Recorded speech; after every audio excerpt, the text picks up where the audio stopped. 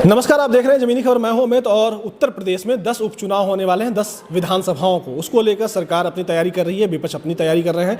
मगर मुख्यमंत्री जिस तरीके से एक कार्यभार सौंपे हैं 5 बड़े लोगों के, यानी खुद मुख्यमंत्री, दोनों डिप्टी सीएम, प्रदेश अध्यक्ष और वहाँ संगठन मंत्री, उसको लेकर जिस तरीके से बातें सामने आ रही हैं कि यादव और मुस्लिम समाज के अधिकारी कर्मचारियों को हटा दिया जाएगा, इस पर हम बात करेंगे। हमारे साथ खुद इस वक्त समाजवादी पार्टी के प्रदेश अध्यक्ष मौजूद हैं। सर, जिस तरीके से ये स्थितियाँ आ रही हैं, सामने दिखाई दे रही हैं, खबरें निकल के आ रही हैं कि यादव और मुस्लिम कर्मचारी और अधिकारियों को उपचुनाव से पहले हटाने की तैयारी चल रही है, इसको आप कैसे देख रहे हैं?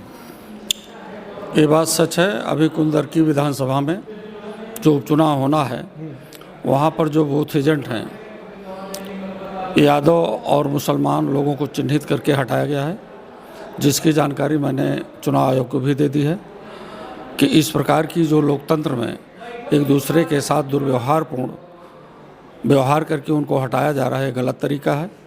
तो लोकतांत्रिक व्यवस्था में निष्पक्ष चुनाव होना चाहिए। जात धर्म मजहब से उठ करके ये चुनाव होता है, लेकिन सरकार ऐसा चुनाव नहीं चाहती है। सरकार खुद चुनाव लड़ेगी समाजवादी पार्टी के प्रत्याशियों से। भारतीय जनता पार्टी के लोग चुनाव नहीं लड़ेंगे, बल्कि भारतीय जनता पार्टी की जो सरकार बनी है, सत्ता में लोग हैं, ठीक वही चुनाव लड़ेंगे। मतलब सरकार चुनाव लड़ रही है? यस। अच्छा, ये बताइए सर, जिस तरीके से अभी जो स्थितियां सामने आ रही हैं, लगातार हिंदू मुस्लिम करने की कोशिश अलग अलग जगह की जा रही है।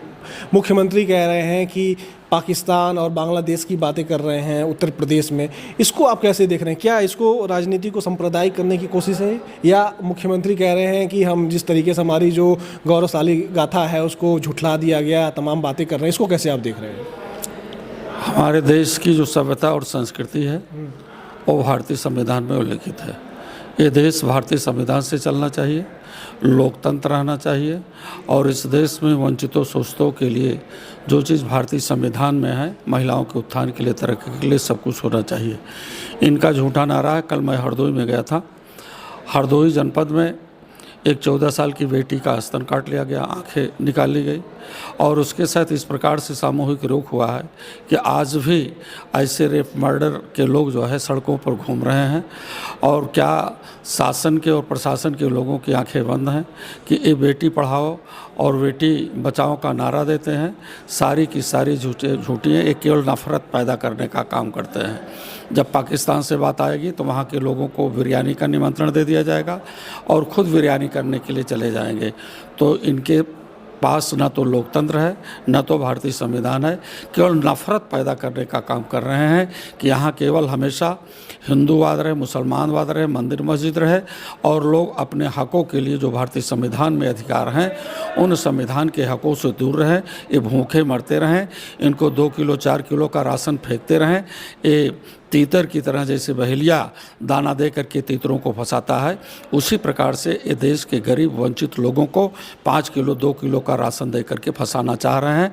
लेकिन अब देश की जनता, किसान, मजदूर, नौजवान अपने हकों को लेकर के सड़कों पर आ गया है। जिस प्रकार से हम लोगों ने 2024 में लोकसभा का चुनाव लड़ा है, उसी प्रकार से आने वाले दिनों में जब उपचुनाव होगा, उसमें समाजवादी पार्टी के लोग जीतेंगे। और देश की जनता और प्रदेश की भी जनता बखूबी समझ गई है कि भारतीय जनता पार्टी को प्रदेश से हटाया जाए। सर, एक चीज़ और देखिए इसमें, मुख्यमंत्री जी लगातार ये कह रहे हैं कि बांग्लादेश में जो हिंदू परेशान हैं, उनके लिए विपक्ष के लोग आवाज़ नहीं उठा रहे हैं, जबकि सरकार में डबल इंजन सरकार है। हिंदू प्रधानमंत्री, हिंदू मुख्यमंत्री, राष्ट्रपति सब हिंदू।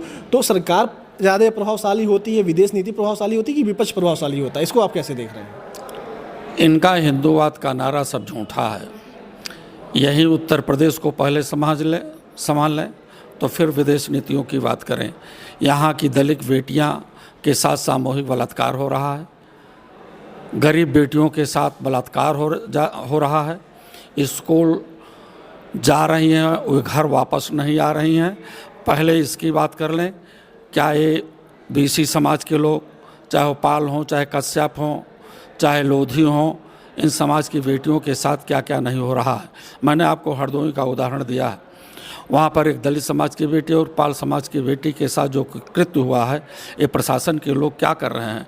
तो पहले अपने उत्तर प्रदेश को तो संभाल ही नहीं पा रहे हैं, हिंदुत्व की बात कर रहे हैं, बांग्लादेश की बात कर रहे हैं, पाकिस्तान की बात कर रहे हैं।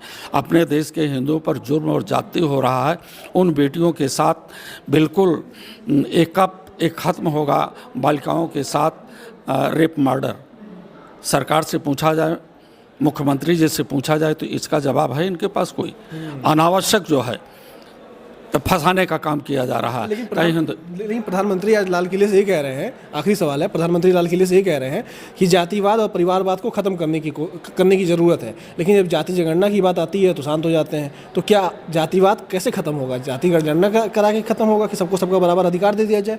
तो क्यों नहीं सरकार, आपको क्या लग रहा है, क्या कारण इसके पीछे? डॉक्टर राम मनोहर लोहिया जी ने कहा था, इस देश में जिसकी जितनी आबादी है उसके आधार पर उसकी हिस्सेदारी है मिलनी चाहिए। वही व्यवस्था जाति जनगणना के आधार पर ही होगा। आज़ादी के 78 साल बीत गए हैं।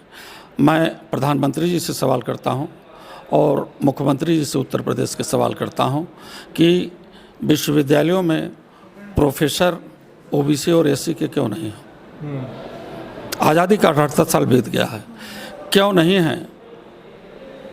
डॉक्टर्स, इंजीनियर क्यों नहीं हैं इस देश में? उन प्रशासनिक पदों पर पीएम कार्यालय में क्यों नहीं है? तो इसलिए इनका झूठा धंधा है। न तो इनके पास कोई विदेश नीति है और न तो देश की नीति है कि जो भारतीय संविधान के आधार पर देश के वंचितों शोषितों को आगे बढ़ाया जा सके।